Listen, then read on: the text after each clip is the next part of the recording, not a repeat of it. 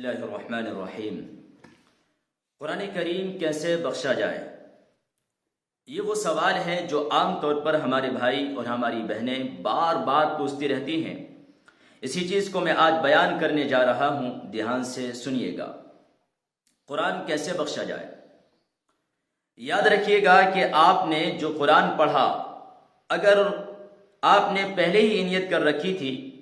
قرآن کریم پڑھنے سے پہلے ہی یہ نیت کر رکھی تھی کہ یہ قرآن میں فلاں مردے کے لیے پڑھ رہا ہوں، یعنی آپ کے ذہن میں تھا آپ کے باپ کا انتقال ہوا کہ میں ابا کے لیے پڑھ رہا ہوں، ماں کا انتقال ہو چکا ہے کہ میں ماں کے لیے پڑھ رہا ہوں، بہن یا بھائی کا انتقال ہو چکا ہے کہ میں فلاں بھائی یا فلاں بہن کے لیے پڑھ رہا ہوں۔ بہرحال اگر قرآن کریم پڑھنے سے پہلے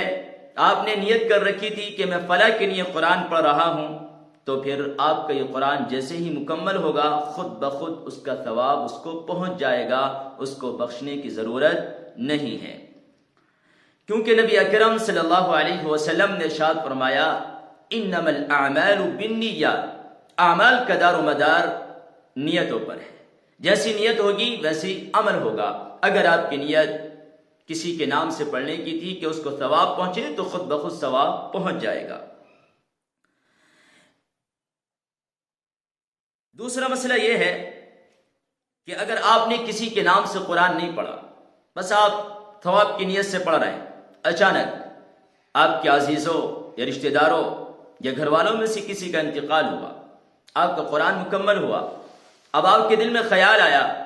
کہ میں جو یہ قرآن پڑھ رہا تھا میں اس کا ثواب فلاں کو پہنچاؤں گا، اگر آپ نے دل میں نیت کر لی تو کافی ہے، ثواب پہنچ جائے گا۔ لیکن اگر آپ نے زبان سے نیت کی اور یہ کہا کہ میں نے جو قرآن پڑھا ہے میں اس کا ثواب فلاں کو پہنچا رہا ہوں، تب بھی پہنچ جائے گا، زبان سے کہنے کی ضرورت نہیں ہے، کہہ لے تب بھی کوئی حرج نہیں ہے۔ لیکن اگر کوئی انسان یہ چاہتا ہے کہ میں وضو کروں، نماز پڑھوں اور درود شریف پڑھوں اور اس کے بعد پھر میں ہاتھ اٹھاؤں اور پھر میں اپنے لیے دعا مانگوں، ساری دنیا کے لیے دعا مانگوں، اس کے بعد پھر میں قرآن کے بارے میں کہوں اللہ سے اے اللہ اس قرآن میں جو غلطیاں ہوئیں، کوتاہیاں ہوئیں، ان کو معاف فرما، اس کو اپنی بارگاہ میں قبول فرما اور اس کا ثواب فلاں کو پہنچا، تب بھی صحیح ہے۔ اگر آپ اس طرح کرتے ہیں کہ وضو کر کے آئیں،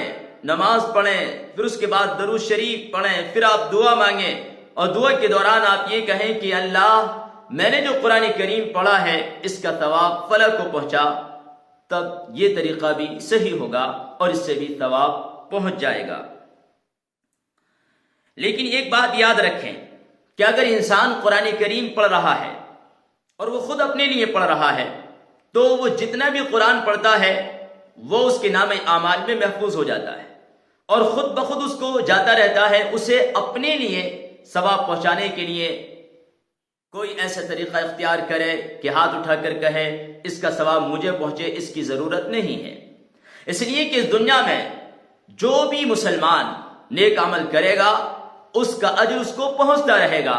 چاہے وہ زبان سے کہے یا نہ کہے، لیکن شرط یہ ہے کہ اس عمل کے کرنے سے پہلے نیت ہونی چاہیے اور نیت خالص ہونی چاہیے، اللہ کی رضا، اللہ کی خوشنودگی، اس میں دکھاوا نہ ہو، ریاکاری نہ ہو اور اس میں یہ سوچ نہ ہو کہ میں اس لیے کر رہا ہوں تاکہ میرا یہ فلاں کام ہو جائے، بلکہ ہمارا ہر نیک عمل اللہ کی رضا کے لیے ہونا چاہیے۔ اللہ تعالیٰ مجھے اور آپ کو عمل کرنے کی توفیق عطا فرمائے۔